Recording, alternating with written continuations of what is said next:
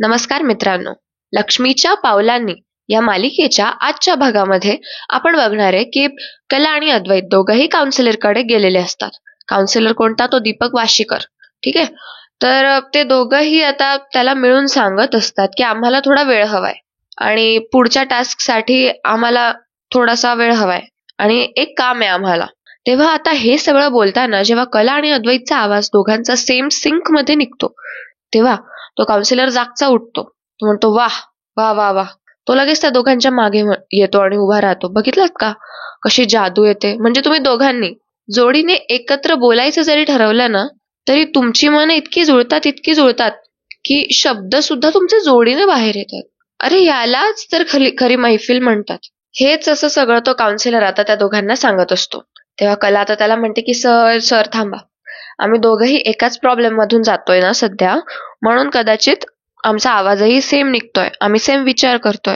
पण सर मी काय म्हणते, आम्हाला द्या ना थोडा वेळ, टास्क आम्ही खरंच नंतर करू. तेव्हा आता काउन्सिलर म्हणतो, हो का? तेव्हा कला म्हणते, हो. तेव्हा आता काउन्सिलर विचारतो की तुम्हाला का हवाय वेळ पण?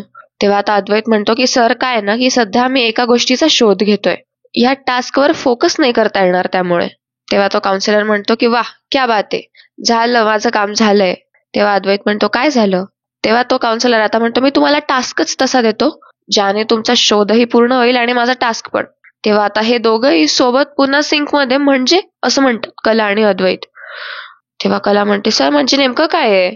तेव्हा अद्वैत म्हणतो हो सर नेमकं काय. तेव्हा आता तो काउन्सिलर त्या दोघांनाही समजावू लागतो.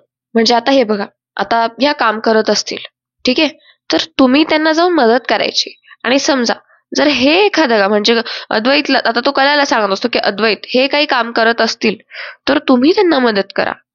म्हणजे दोघांपैकी एखाद्याला तहान लागली तर एकाने ग्लास समोर ठेवायचा, चहा ठेवला तर एकाने साखर त्यात टाकायची, दुसऱ्याने आलं कुटायला घ्यायचं, एकाने चहापूड टाकायची, एकाने म्हणजे तिसऱ्याने चौथ्याने असं करत ते काउन्सिलर सांगत असतात की पहिल्याने साखर टाकायची, दुसऱ्याने ते आलं किसायचं, तिसऱ्याने लगेच दूध टाकायचं, चौथ्याने लगेच मग पुढे तो काउन्सिलर काही बोलेल तोपर्यंत कला अद्वैत म्हणतात तिसरा कोण?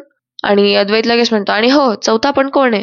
तेव्हा तो काउन्सिलर म्हणतो अरे देवा, सगळं सांगावं लागतं तुम्हाला. अरे चौथा कोणीच नाही, एक दुसरा दुसरा एक असं रिपीट. तेव्हा ते दोघं म्हणतात हो हो तसं जमेल मला. तर यावर अद्वैत म्हणतो की हा हिला जमलं की मलाही जमेल. तेव्हा आता कला लगेच अद्वैत सोबत भांडू लागते. कला म्हणते की झालं आता सुरू, तुला काय वाटलं, तुला सगळं जमतं ना, पण माझ्याशिवाय काय पूर्ण करू शकत नाहीस तू? तेव्हा अद्वैत म्हणतो की हो तू सुद्धा माझ्या मदतीशिवाय काहीच करू शकत नाहीस. इतक्यात तो काउन्सिलर म्हणतो की हो हेच करायचंय, याच्यातच मजा आहे, हेच करायचंय. तुम्ही जर सुरात सूर जुळवले ना तर मग बघा तुमच्या शोधातही तुम्हाला मिळेल लय. तो त्याचं करायला लागतो तो काउन्सिलर काहीतरी, लय भारी होईल लय भारी. तर म्हणे तुमची वेळ सुरू होते आता. तेव्हा अद्वैत म्हणतो की ठीक आहे खरे चल, आता तू तेच करायचं जे माझी इच्छा असेल. तेव्हा कला म्हणते की नाही नाही, मी जे सांगेल तेच तू करायचंय, मला सांगायला. तेव्हा अद्वैत म्हणतो की अरे मी फर्स्ट, कोण आहे मी? द ग्रेट अद्वैत चांदेकर. चला मग आता एकत्र वाला टास्क करूया. असं म्हणत अद्वैत तिथून उठतो. अद्वैत उठतो जागचा आणि दरवाजा उघडतो. आणि कला त्याला जाताना बघून म्हणते ओ एकत्रवाले, उठायचं सुद्धा एकत्र आहे आणि दरवाजा सुद्धा एकत्र ओढायचा आहे. तेव्हा अद्वैत म्हणतो की उठ ना आता, बसलीस काय? तेव्हा आता कला हात पुढे करते. तेव्हा आता कला उठते तेव्हा अद्वैत म्हणतो की उठलीस ना आता, जाऊया. इतक्यात तो काउन्सिलर तिकडनं म्हणतो की चांदेकर. तेव्हा कला आणि तो काउन्सिलर दिलीप वाशीकर जो कोणी आहे, तेव्हा ते आता दोघं सोबत एका लय मध्ये बोलू लागतात की एकत्र जाऊया असं म्हणा. तेव्हा अद्वैत म्हणतो की चला चला आता कुठलीही एक्स्ट्रा कमेंट नकोय मला, मी आता जातोय, तेव्हा मला फॉलो करायचं. तेव्हा आता ते दोघंही जाऊ लागतात. अद्वैतच्या हातात कलेचा हात असतो. कला तर पुढे बघून चालते पण अद्वैत उलटा पाठमोऱ्या साईडने चालत असतो आणि दरवाजाला धडकतो. कला त्याला सांभाळून घेते. अद्वैत चालता चालता तिला म्हणत असतो धडपडणार नाही तू, चुकणार नाही, म्हणून सांगतोय की मला फॉलो करत करत चल. आता असं म्हणत असतानाच अद्वैत त्या दरवाजाला धडकतो. तेव्हा कला त्याला पकडून घेते आणि सांभाळून घेते, त्याला पडू देत नाही. तेव्हा आता काउन्सिलर तिकडनं लगेच गाणे म्हणायला लागतो त्यांच्या दोघांकडे बघून, हात दाखवून दाखवून. आणि काउन्सिलर गाणं म्हणू लागतो तेव्हा कला लाजू लागते आणि अद्वैत नीट उभा राहतो. आणि आता तो काउन्सिलर म्हणू लागतो की म्हणजे आता एकंदरीत तुम्हाला टास्क समजलेला आहे, तेव्हा आता तुम्हाला माझ्याकडनं खूप साऱ्या शुभेच्छा, ऑल द बेस्ट. तेव्हा अद्वैत त्याला थँक्यू म्हणतो आणि निघतो. तेव्हा आता अद्वैत थँक्यू म्हणण्यात असतो तोपर्यंत कला अद्वैतला ओढत नंतरून घेऊन जाते. तर दुसरीकडे चांदेकरांच्या घरून जेव्हा संगीता आपल्या घरी पोहोचते तेव्हा घरी आल्यानंतरून बघते की घरी बायांची खूप गर्दी जमलेली असते आणि सगळ्या बाया कलाच्या बाबांसोबत काहीतरी बोलत असतात आणि काही बाया तर रागात पण दिसतात. आणि प्रिया मात्र एका ठिकाणी हाताची घडी घालून निमूटपणे उभी असते. इतक्यात संगीता तिकडनं येते आणि एक बाई तिला म्हणते, संगे, तुझ्या मुलीने काय कांड करून ठेवलाय आणि तू काय भटकायलीयस? म्हणे, माझ्या लेकी रत्न आहेत रत्न. हे काय रत्न? अशा रत्नांचे रंग दाखवले का आता तुझ्या मुलींनी? तर दुसरी बाई म्हणते की म्हणे काय चांदेकर श्रीमंत, खूपच टिमक्या वाजवायची ना ग. टीव्ही लाव बघ, सगळीकडे फक्त चांदेकर नाव दिसतंय. आणि उधळून कोणी लावलं? संगीच्या लाडक्या लेकीनेच ना. तेव्हा दुसरी म्हणते की संगी, लग्न झाल्यापासून जबाबदारी टाकून दिलीस की काय त्यांची? जा जरा हात बघ तिचा. लेकीचं चांगलं व्हावं म्हणून धडपडतेस ना तू, मग चुकल्यानंतरून धपाटे पण घाल, नाहीतर हे चांदेकर धक्के मारून घरातून बाहेर काढतील तिला. आता हे सगळं ऐकून संगीताला खूप वाईट वाटत असतं. संगीताला खूप रडायला येत असतं, कारण या सगळ्यात संगीताची काहीच चूक नसते. आता कसं असतं बघा, आई वडिलांचं काम असतं की संस्कार घालणं आणि बाहेरच्या संगतीत राहून मुलांवर असतं की आपण आई वडिलांचे संस्कार पाळायचे आहेत की बाहेर गेल्यानंतर बाहेरच्या दुनियेत वळून जायचंय. कारण आपण तर पेरतो गहूच, पण म्हणजे ऑब्व्हियसली आपण चांगलंच पेरत असतो, पण मग ते चुकीचं जर उगतंय त्यात आपलं काही चूक नसतं. आपण प्रॉपर त्या रोपाची देखरेख केलेली असते, पण कोण दुसरं कुंपण टाकतंय, कोण दुसरं पाणी घालतंय याकडे सुद्धा आपलं लक्ष असणं गरजेचं असतं. कदाचित संगीताचं एक तसंच झालेलं होतं की संस्कार तिने चांगले घातले, पण नैना अशी का झाली? कदाचित बाहेरचं तिचं ऍटमॉस्फिअरने तिला अफेक्ट केलं असावं, असं काही असेल. कारण काय असतं की कुठलेही आई वडील चुकीचे संस्कार घालत नसतात. कुठल्याही आई वडील आपल्या मुलांना सांगत नसतात की जा आज चोरी करून आण. आई वडील चांगलंच सांगतात, पण मुलं काय घेतात हे मुलांवर असतं. तेव्हा आता बिचाऱ्या संगीताला सगळे बोलताय, तिच्या डोळ्यात खूप अश्रू आले आणि ती अगदी अपराध्यासारखी तिथे उभी असते आणि त्या बायांनी येता बरोबर तिचा पाणोतारा सुरू केलेला असतो. इतक्यात आता ती काजल चिडून म्हणते, ओ काकू, आईला माहिती आहे काय करायचं ते, तुम्ही नका सांगू. तुम्ही आईला हेच सांगायला आलाय ना की आईने काय केलं पाहिजे? कारण तुम्हाला असं वाटतंय की ती नैना दिदीला काहीच बोलत नाही, पण आमचं जेव्हा पण चुकतं ना, आमच्या तिघींनाही ती बोलते, ओरडते आणि हवं तेव्हा आमचे लाड सुद्धा करते आणि गरज पडलीच ना तर आम्हाला समजावते सुद्धा. म्हणून ती एक चांगली आई आहे हो. कळलं का तुम्हाला? तेव्हा तिथे असलेली एक बाई म्हणते की हे बघा, यांच्या घरच्याच मुलीला यांनी अशी उलटसुलट बोलायची मुभा देऊन ठेवलेली आहे, म्हणून तर ह्या अशा रंग दाखवतात बाहेर जाऊन, सासरी जाऊन. तोवर तिसरीच बाई म्हणते की कायम सांगत आलोय आम्ही की रीतीभाती शिकवायच्या मुलींना, नुसता श्रीमंत जावई शोधला की होत नसतं, त्या घरात वावरायचं कसं याचे संस्कार पण द्यावे लागतात संगीता. त्यावर आता कलाचे बाबा म्हणतात, अहो असं काही नाहीये, तुम्ही सगळे चुकीचं बोलताय. आता पोटच्या मुली म्हटल्यानंतरून संस्कार करताच ना आई बाप. तेव्हा आता ती पहिली बाई म्हणू लागते की दिनकर भाऊ, संस्कारात वाढवणं आणि नंतरून फजिलदार करणं यात पण फरक असतो, असं म्हणत आता कलेच्या बाबांना म्हणजे त्या दिनकररावांना सुद्धा आता खूपच लोक बोलत असतात. पण मला तरी काय वाटतं की यांची काहीच चुकी नाहीये. यांना जर बोलायचंच आहे ना, ती नैना जर माहेरी दिसली ना तर त्या नैनाला त्यांनी पर्सनली धरून बोलायला पाहिजे. असं संगीता आणि त्या दिनकरला काय बोलून फायदा नाहीये, कारण त्यांनी तर चांगलंच घडवलं होतं. ती चुकली त्यात त्यांची थोडी काही चूक आहे. तर आता दुसरीकडे कला आणि अद्वैत घरी आलेले असतात. घरी येऊन आता त्यांच्या काउन्सिलरची गोष्ट लक्षात असते. तेव्हा काउन्सिलरने काय सांगितलेलं असतं की दोघांना सोबत काम करायचंय. ठीक आहे, तर ही जी आपली कला आहे ती रजनी काकूला मदत करायला येते. ती म्हणते, रजनी मॅडम, मी काही मदत करू लागू का? आणा.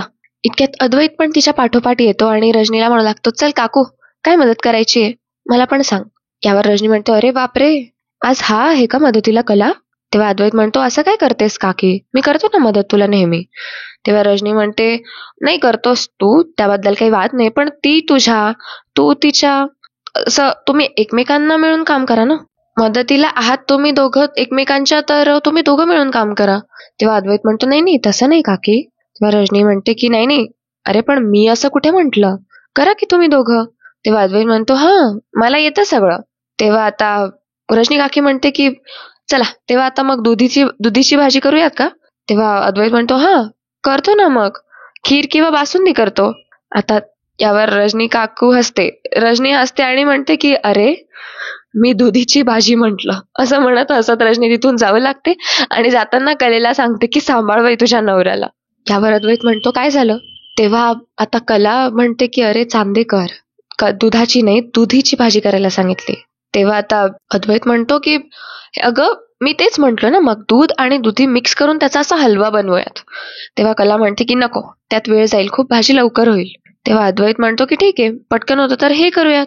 तेव्हा आता कला म्हणते की शिलायला घे मग. तेव्हा आता अद्वैत म्हणतो की ठीक आहे थांब. तेव्हा आता अद्वैत तो दुधी भोपळा जो असतो तो सोलू लागतो आणि तो हुशार सुरीने सोलत असतो तो दुधी भोपळा. आणि त्याला कदाचित माहिती नसेल, बट ठीक आहे, तो इतका हुशार, द ग्रेट अद्वैत चांदेकर दुधी भोपळा सुरीने सोलत होता. तेव्हा कला बोलली, हे काय करतोयस तू, थांब तुला मी सोलाणं देते. तेव्हा ती आता ते सोलाणं घेऊन येते आणि अद्वैतला देते. ती त्याला सांगते की कसा शिलायचा ते. तेव्हा आता ती तसं करून दाखवते त्याला आणि तो ते बघू लागतो. कला आता त्याला पूर्ण दुधी भोपळा सोलून दाखवते. पण तरी पण कुठेतरी हा अद्वैत ना त्या सुरीच्याच मागे लागलेला असतो. सुरीनेच ते दुधी भोपळ्याचं उरलेलं काढायचं असतं त्याला. आता कला त्याला खूप हसत असते. दुसरीकडे आता कला त्याला कापायचा कसा दुधी भोपळा ते शिकवते आणि तो कापतो सुद्धा. एकीकडे आता कलाकडे तेल घालते आणि त्यात काही मसाले वगैरे टाकत असते तेलामध्ये. आणि ते तेल वगैरे जेव्हा उडतं थोडं थोडं तेव्हा अद्वैत थोडासा घाबरतो. तेव्हा कला म्हणते की अरे घाबरू नको, फोडणीच आहे फक्त. तेव्हा आता अद्वैत हळूच तिकडे येतो, त्याने कापलेले कांदे त्यात टाकतो. अशा प्रकारे ते आता खूप छान स्वयंपाक करू लागतात. तर दुसरीकडे आता इकडे संगीताच्या घरी त्या बायका पुन्हा तिच्या मागे लागलेल्या असतात आणि बोलण्याची एक कसर सोडत नाही. त्या नैनाला या संगीने कधी चमच्याला सुद्धा धक्का लावू दिला नाही. का तर ती सुंदर होती. संगीता तर वेळ लागल्या आणि म्हणजे असं श्रीमंत घरातच द्यायचं असं म्हणत होती म्हणे, किंवा मोठ्याच घरात लग्न करायचंय असं तसं. आणि मुलीच्या सौंदर्याच्या जोरावर कुणीतरी बड्या बापाचं पोरग तिला पाहिजे होतं, म्हणजे त्याला कटवता आलं असतं. मग तो पोरगा मिळाल्यानंतर त्याच्याशी कसं वागायचं हे शिकवायला विसरलीस का ग तू? तेव्हा दुसरी बाई म्हणते की बोल ना, आता का गप्प आहेस? तेव्हा आता दिनकर म्हणतो की संगीताने मुलांना काय शिकवलंय आणि काय नाही शिकवलंय स्वतःच्या, याची आम्हाला कल्पना आहे. आणि तुम्ही जर आता संगीच्या संस्कारांवर बोट ठेवत असाल तर ते चुकीचं आहे. तुम्ही जर नैनाच्या वागण्यामुळे बोलत असाल तर कला आणि काजू सुद्धा आमच्याच मुली आहेत. तेच संस्कार त्यांना सुद्धा दिलेले आहेत ना. पण त्या बोट ठेवील असं कधी वागतच नाही. आता तिने जर चुकीचे संस्कार घेतले तर आम्ही काय करणार आहे? कारण तिला जे संस्कार दिले तेच आम्ही कलेला आणि काजूला सुद्धा दिले, म्हणजे काजलला सुद्धा दिलेले. त्या तर अशा बिघडलेल्या नाहीयेत, त्या खूप वळणदाज बोली आहेत. मग आता त्यात नैना जर तिने चुकीचं घेतलं तर आम्ही तरी काय करणार? यात तिची काहीच चुकी नाहीये संगीताची. पण ते राहू द्या, शेजार धर्म म्हणून विचारतोय, चहा पाणी घ्या आणि जा. तेव्हा ती बाई म्हणते की नकोय तुमचा शेजार धर्म आणि नकोय तुमचा चहा पाणी. आम्ही ते संगीताला भेटायला आलेलो होतो. आमच्या पण पोरी बाळी आहे, पण त्यांच्या कानापर्यंत पडून काही रिकामा बदनाम नको व्हायला. त्यामुळे 1 मिनिटही थांबू नका इथे, चला लगेच. असं म्हणत आता त्या सगळ्या बाया निघून जातात. इतक्यात काजल त्यांच्यामुळे चिडते आणि म्हणते की हा नका थांबू, जा निघून. एकीकडे संगीता खूप फुटून फुटून रडू लागते. आता तिला खूप वाईट वाटतं, कारण त्या बायका तिला खूप काही पण बोललेल्या असतात. तेव्हा आता संगीता स्वतःच्या कानात मारून स्वतःला दोष देत असते आणि म्हणते की माझंच चुकलं, मीच चुकीचे संस्कार केले असावेत कदाचित, माझंच चुकलं हो, सगळं माझं चुकलंय. तेव्हा काजू म्हणते की अगं आई तुझी काहीच चूक नाहीये. दिनकर सुद्धा तिला सांत्वन देत म्हणतो की अगं संगीत तू गप्प बस, तुझी यात काहीही चूक नाहीये. यावर आता रडत संगीता म्हणते की अहो कशी शांत होऊ मी, पाहिलंत ना तुम्ही कसं बोलताय ते, हे सगळं माझ्यामुळे होतंय असं स्वतःच्याच कानात लगावून संगीता आता मनस्ताप करत असते. काजू तिला कशी तरी आवरते, मिठी मारते आणि दोघंही मायले की रडत आता एकमेकींना शांत करत असतात. तर दुसरीकडे कला आणि अद्वैत हे स्वयंपाकघरात जेवण बनवत असतात आणि अद्वैत तिला कशात आता स्वयंपाकात मदत करत असतो आणि अखेरीस त्यांची भाजी होते. तेव्हा कला आता अद्वैतच्या हातातला चमचा घेते आणि भाजीची चव घेते, कशी झालीये ते बघायला. इतक्यात अद्वैत म्हणतो की काय ग खरे, मगाशी रजनी काकी का हसत होती? तेव्हा कला म्हणते मला काय माहिती, त्या असल्या त्यांना विचार, तू शोधून काढ. तेव्हा अद्वैत म्हणतो शोध, या शब्दाचा सुद्धा नशा व्हायला लागला आता मला. इतका शोध चालू आहे ना या घरामध्ये, आता कुठलाही शोध नकोय मला. तेव्हा कला म्हणते की चांदेकर, आपण जो शोध सुरू केलाय त्यामध्ये काहीतरी आपण विसरतोय असं वाटतंय मला. यावर अद्वैत म्हणतो म्हणजे? तेव्हा कला त्याला सांगते की अरे एखादा महत्वाचा धागा आपल्या हातून सुटतोय असं मला वाटतंय. तेव्हा आता कला ती भाजी चाखून बघत असते तेवढ्यात ती त्याला सांगते बरं ऐक ना, मीठ कमी आहे भाजीला. तेव्हा अद्वैत आता मीठ शोधू लागतो आणि मीठ टाकतो भाजीमध्ये त्याने बनवलेल्या, आणि मीठ वगैरे टाकल्यानंतर कला म्हणते की आता बरोबर आहे. तेव्हा कला पुढे म्हणते की चांदेकर, जे काही आहे जे आपल्या हातून सुटलंय असं मी म्हणते ते मिठा इतकंच बारीक आहे, पण आपल्या केससाठी महत्वाचं आहे. पण नेमकं काय आहे तेच कळत नाहीये. तेव्हा कला विचार करू लागते आणि तिला सुचतं, चांदेकर ऐक, मला सुचतंय, मला कळतंय, आठवतंय. यावर अद्वैत म्हणतो काय? अरे श्रीनाथ ज्वेलर्स. चांदेकर, अरे त्यांचं प्रकरण झाल्यापासून आपण त्यांच्याकडे लक्षच दिलेलं नाहीये. ते हल्ली कशी ऍड करतात बघतोयस ना तू? कोल्हापुरातला सगळ्यात विश्वसनीय ब्रँड, इथे फसवणूक नाही वगैरे. तेव्हा अद्वैत म्हणतो की आता त्यांची मार्केटिंग टीम त्यांना तेच सांगत असेल आणि ते तेच करणार ना. त्यांना माहितीये चांदेकर त्यांचे रायव्हल्स आहेत. मग ते सांगत असतील की बरं ठीक आहे ऐक कला, ह्या सगळ्या मार्केटिंग स्ट्रॅटेजीज आहेत. तेव्हा कला म्हणते बरं ठीक आहे, ते सगळं तुझं म्हणतोय त्या बरोबर आहे, ठीक आहे आपण तसं म्हणून चालूयात. पण ही सगळी परिस्थिती उडवलेली असताना नेमकं त्याच वेळेला त्यांनी त्याचा फायदा कसा काय करून घेतला? हे वाटतं तितकं सरळ नाहीये रे. मागच्या वेळेला सुद्धा मी जे डिझाईन्स केले होते ते श्रीनाथ ज्वेलर्स कडे पोहोचलेले होते. त्याच्या नंतरून त्यांनी न्यूज मध्ये आउट सुद्धा केले होते. आठवतंय का तुला? काहीतरी गडबड आहे, कारण नैनाताईलाच का ते मॉडेल म्हणून काम ऑफर करतील? अरे इतक्या मॉडेल्स असतात, काहीतरी आहे जे आपल्याला कळत नाहीये. इतक्यात आता अद्वैतला गोष्टी आठवू लागतात ज्यामध्ये कलाचे डिझाईन्स जेव्हा श्रीनाथ ज्वेलर्स कडे गेलेले असतात त्याची न्यूज ते कलेच्या माहेर येऊन बघत असतात फोन वगैरे मध्ये, त्याला ते सगळं आठवतं.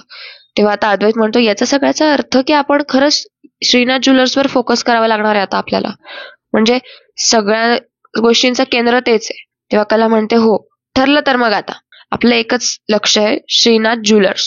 तर आता दुसरीकडे म्हणजे रात्री पोलीस राहुलला घेऊन येतात आणि घरामध्ये जोरात लोटून देतात, त्याला खाली फेकून देतात आणि राहुलकडे आता सगळे बघत असतात. तेव्हा पोलीस म्हणतो, तो इन्स्पेक्टर म्हणतो बोला मिस्टर राहुल, काय म्हणणं आहे तुमचं? तुमच्या विरोधातले सगळे पुरावे तुमच्या डोळ्यासमोर आहेत. तेव्हा राहुल म्हणतो अहो साहेब पण मी काहीही केलेलं नाहीये. तेव्हा तो पोलीस म्हणतो की हे बघ शेवटचा विचारतोय, तू गुन्हा कबूल करतोयस की नाही? तेव्हा राहुल उद्धटपणे म्हणतो की नाही करणार कबूल. तेव्हा तो पोलीस म्हणतो की नाही करणार का? नाही करणार असं म्हटल्यानंतर तो जो इन्स्पेक्टर असतो तो त्याला आता मारायला लागतो त्याच्या हातात असलेल्या काठीने. तेव्हा राहुल म्हणतो हे बघा तुम्हाला माहिती नाही मी कोण येते. तेव्हा पोलीस म्हणतो की तू असशील चांदेकर घरातला, पण आता तू गुन्हेगार आहेस. खरं जर बोलला नाहीस ना तर मी माझ्या पद्धतीने खरं काढून घेईल तुझ्याकडून. नाही तुझी चांबडी रुळवली ना तर बघच. इतक्यात रोहिणी आणि नैना दोघंही वरून खाली येताना दिसतात आणि त्या हे सगळं बघतात. त्या हे सगळं बघत खूप घाबरतात आणि लगेच खाली येतात. तेव्हा राहुल त्याचा गुन्हा काही कबलत नसतो. तेव्हा आता तो पोलीस म्हणतो की हा असा नाही कबलणार आहे, चल आता तुला दाखवतो मी माझा पोलिसिंग. असं म्हणत तो पोलीस आता बेल्ट काढायला जातच असतो तोपर्यंत राहुल म्हणतो की ओ साहेब थांबा, मी माझा गुन्हा कबूल करतो. उठत म्हणजे पडलेल्या जागेवरून उठत राहुल असं म्हणतो की मी माझा गुन्हा कबूल करतो. तेव्हा कला आता राहुलला मागे वळवते तिच्याकडे आणि सनकन त्याच्या कानशिलात लगावून देते. आबासाहेब कलेला म्हणतात की कला अगदी बरोबर केलंस बघ, याच्याशी असं वागलं ना तेव्हा याला खरंच समजतं. तेव्हा आता हे सगळं बघून रोहिणी थक्क होते आणि कला म्हणते की राहुल हे सगळं तू करशील असं आम्हाला अजिबात वाटलं नव्हतं. असं म्हणत आणखीन एक लगावून देते कला राहुलला. तेव्हा आता आबासाहेब म्हणतात इन्स्पेक्टर हा ना आता याला. तेव्हा आता हे सगळं जे काही चाललेलं असतं ना आता हे सगळं, हा जो आपला सिनॅरिओ आहे जो आपल्या मनासारखा होतोय तसा सिनॅरिओ वास्तविकतेत काहीच नसतो. प्रत्येक वेळेस यांनी तसंच वेडं करणं लावलेलं आहे. ते हे सगळं रोहिणीला वाईट स्वप्न पडत असतं, बाकी काही नाही. हे जे पोलिसांचं वगैरे जे होतं ना राहुलचं ते फक्त रोहिणीला स्वप्न पडत असतं, असं वास्तविकतेत काहीच घडलेलं नाहीये. रोहिणी आता झोपेतून दचकून उठते आणि म्हणते राहुल राहुल राहुल. ती आई असते, तिचा मुलगा गुन्हेगार जरी असला ना तरी ती तिच्या मुलाला प्रायोरिटाईज करते. तेव्हा आता रोहिणी रूमच्या बाहेर जाते आणि राहुलच्या बेडरूम कडे जाते लगेच चेक करायला आणि त्याच्या रूमचा दरवाजा ठोकू लागते जोरात जोरात. राहुल आणि नैना दोघेही झोपलेले असतात.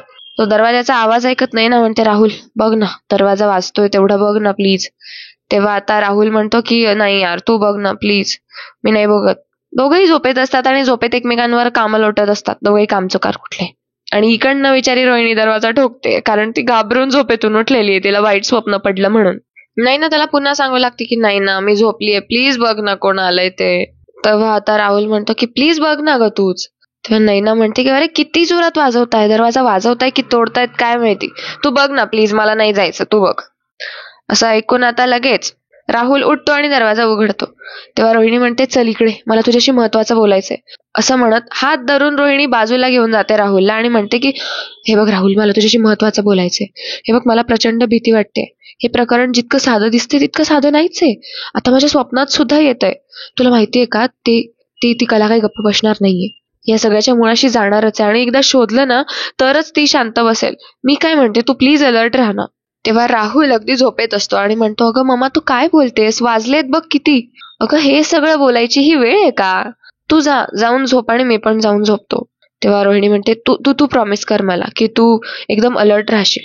तेव्हा राहुल म्हणतो की अगं हो मम्मा, मी आहे अलर्ट आणि मी तुला आधीच सांगितलंय, मी सगळं बघेन, सगळे पुरावे मिटवेन आणि पकडला जाणार नाही.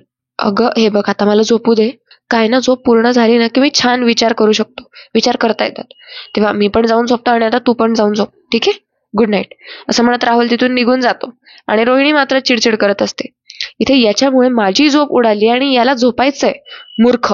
असं म्हणत रोहिणी सुद्धा झोपायला जाते. दुसऱ्या दिवशी सकाळी कला तिचं बेड लावत असते, म्हणजे बेड नीट करत असते आणि तेव्हा ते सगळं करत असताना आता कलेला राहुलचे शब्द आठवत असतात, ज्यात राहुलला जेव्हा रिसीट बद्दल विचारलेलं असतं तेव्हा राहुल सांगत असतो की अरे मला या रिसीट बद्दल काही माहितीच नाहीये आणि जी गोष्ट मला माहिती होती तीच गोष्ट तुमच्या समोर कशी काय एक्सप्लेन करायची, तीच गोष्ट तुमच्या समोर मी कशी काय एक्सप्लेन करू याचा विचार करत होतो मी. असं आता राहुल ते सांगितलेलं जे असतं ते कलेच्या डोक्यात चाललेलं असतात तेच विचार. दुसरीकडे कलेला जेव्हा हिरे सापडतात तेव्हाच तिला गोष्टी आठवतात, ते जे हिरे तिने हातात घेतलेले असतात आणि नैनाला जाब विचारलेला असतो.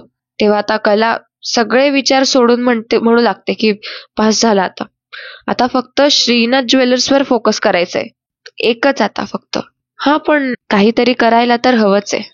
कलेचा हा सगळा विचार चाललेला असतो तेव्हा तिकडनं अद्वैत येतो आणि म्हणतो अय, काउन्सिलरने काय सांगितलंय, कुठलंही काम एकत्र करायचंय, मदत करायची. तेव्हा कला म्हणते हो पण आता कुठलं काम करायचंय. तेव्हा अद्वैत तिला म्हणतो की अगं गादी काढायची आहे, चल मदत कर. तेव्हा आता कला त्याला मदतीला जाते.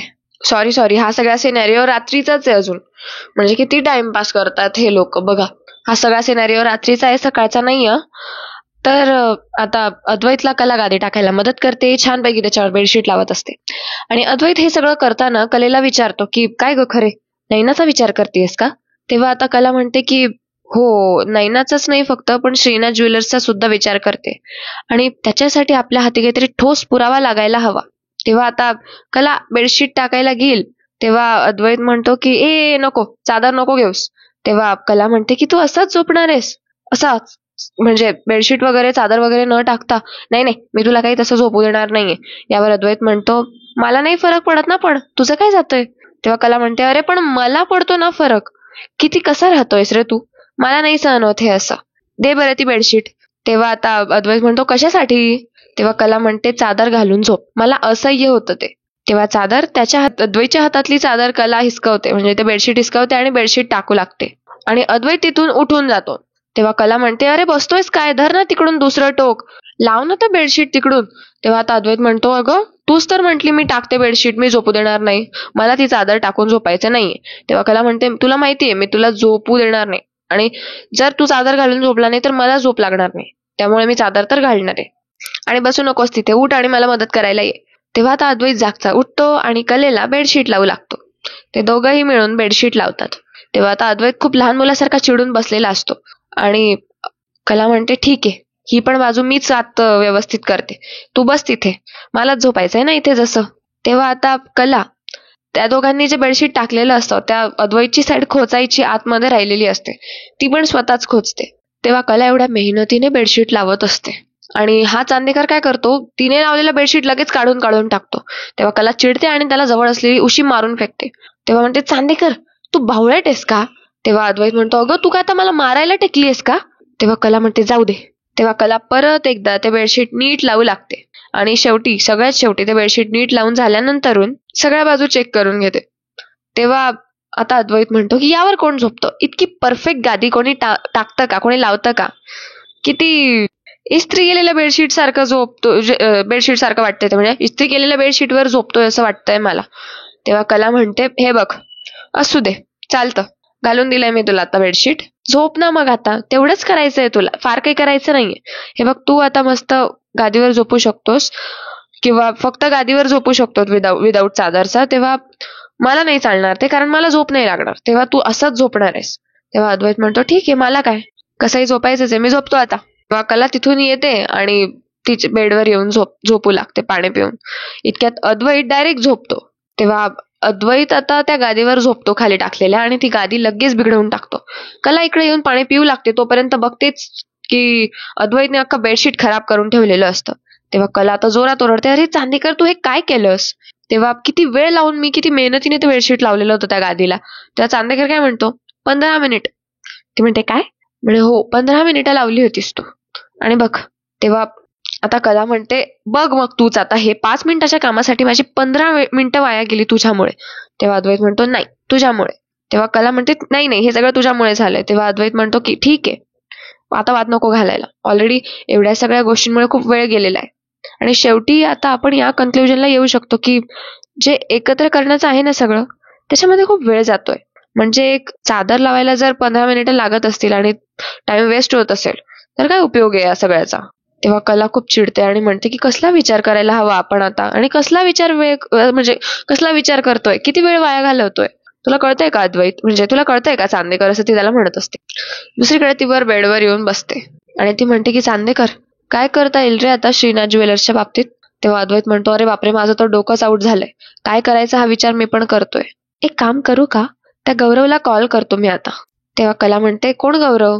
तेव्हा अद्वैत म्हणतो की अगं, गौरव परांजपे, श्रीनाथ ज्वेलर्सचा मालक. तेव्हा कला म्हणते, तू काय डायरेक्ट त्याला फोन करणार आहे आणि तो काय तुला सगळं सरळ सरळ सांगणार आहे का? अरे तू उलट तो अलर्ट होईल तू कॉल केलास तर. यावर अद्वैत म्हणतो, ठीक आहे, मी माझ्या ओळखी वापरतो मग, आणि त्याच्या असिस्टंटला कॉल करतो. तेव्हा कला म्हणते, चांदेकर, मला एक गोष्ट सांग, असिस्टंट कोणाचा आहे? त्याचा. मग तो सांगणार नाही का त्या गौरवला की तू कॉल केला होतास असं? कसा आहेस रे तू? चांदेकर, या सगळ्या गोष्टींना लपून छपून अडून कराव्या लागतात, गनिमी काव्याप्रमाणे. तेव्हा अद्वैत म्हणतो, गनिमी कावा? असं म्हणत आता ते दोघंही विचार करू लागतात. ते दोघं आता विचार करू लागलेले आहेत. आता मला एक गोष्ट सांगा, इने बेडशीट टाकायला 15 मिनिटं लावले. आयडियली 5 मिनिट सुद्धा पूर्ण नाही लागत बेडशीट लावण्यासाठी, काहीही सांगतात. पुढच्या भागात आपल्याला बघायला मिळणार आहे की दुसऱ्या दिवशी सकाळी सगळे डायनिंग टेबलवर जेवणाला बसलेले आहेत. ठीक आहे, आणि राहुल तिकडे असतो किचनमध्ये असतो की वरून येत असतो, किचनमध्येच असतो वाटतं. आणि तिकडनं तो येत असतो कुठून तरी, तो येताना दिसतोय आणि त्याचा फोन वाजतोय म्हणून तो येतोय. तेव्हा कला म्हणते की राहुल, तू थांब, बस, मी देते तुला तुझा फोन आणून. तेवढ्यात कला आता राहुलचा फोन घेते जो वाजत असतो, आणि इतक्यात राहुल पळतच येतो, कारण त्याला कदाचित अंदाज असेल की GP म्हणून त्याला कोणाचा तरी कॉल येणार आहे. आता GP म्हणजे गौरव परांजपेच, श्रीनाथ ज्वेलर्सचा मालक. तेव्हा कला तो फोन बघते आणि त्याच्यावरती GP असं पुसटसं वाचते. तोपर्यंतच तो राहुल तिच्या हातून तो फोन हिसकावून घेतो आणि लगेच खिशात टाकतो. उचलत पण नाही, खिशात टाकलं. तेव्हा कला आता ही सगळी हकीकत अद्वैतला येऊन सांगते. म्हणजे सगळं काही झाल्यानंतर एकीकडे कला अद्वैतला सांगताना आपल्याला दिसते की मी राहुलचा फोन जेव्हा घेतला हातात, तेव्हा मी तो बघितला तर मला पुसटसं GP दिसलं. पहिले 2 इनिशियल्स दिसले, GP. आणि राहुलने लगेच तो फोन माझ्या हातातून घेऊन घेतला आणि लगेच खिशात टाकला. तो फोनवर पण नाही बोलला. असं कला आता सगळं अद्वैतला सांगत असते. तेवढ्यात अद्वैत म्हणतो की बरं मग. तेव्हा कला म्हणते की अरे अद्वैत, GP म्हणजेच गौरव परांजपे. हे ऐकून अद्वैत खूप थक्क होतो. आता बघूया पुढील भागात काय होतंय ते. आता जर दरवेळेस हा अद्वैत, द ग्रेट अद्वैत चांदेकर असं म्हणत असतो, हा इतका डम कसा काय की त्याला एवढ्या सोप्या सोप्या गोष्टी कळत नाहीयेत? असं जाऊ दे, आपल्याला काय करायचंय. बट मालिका खूप छान चालली आहे सध्या. तर मित्रांनो, ठरल्याप्रमाणे सगळ्यात शेवटचा पार्ट, म्हणजे व्हिडिओचा सगळ्यात शेवटचा पार्ट, आपले व्ह्यूअर्स ऑफ द डे. आणि आता मी काही नाव घेईल, म्हणजे ज्यांची मला कमेंट खरंच खूप आवडते, म्हणजे लोक खूप भरभरून प्रेम देतात, कमेंट सुद्धा खूप छान छान करतात. कोणाला सिरियल आवडते, कोणाला कला अद्वैतची जोडी आवडते, कोणाला आवाज आवडतो. आता बघा, मला इथे किती छान छान कमेंट्स आल्या आहेत. आता इथे श्रावणी अशी काहीतरी कमेंट आलेली आहे. अप्पासो ऐवाळे, मालिनी जाधव, त्यांना ही माहिती आवडली आहे. पूनम पुजारी, त्या म्हणतात की ताई तुझा आवाज खूप छान आहे, मी रोज ऐकते, खूप छान एक्सप्लेन करते. Oh my God, thank you Poonam. Sunetra Kshirsagar, तेव्हा त्यांचं पण म्हणणं तेच आहे, तुम्ही खूप छान सांगताय, आवाज खूप छान आहे, असं म्हणणारे भरपूर आहे रादर.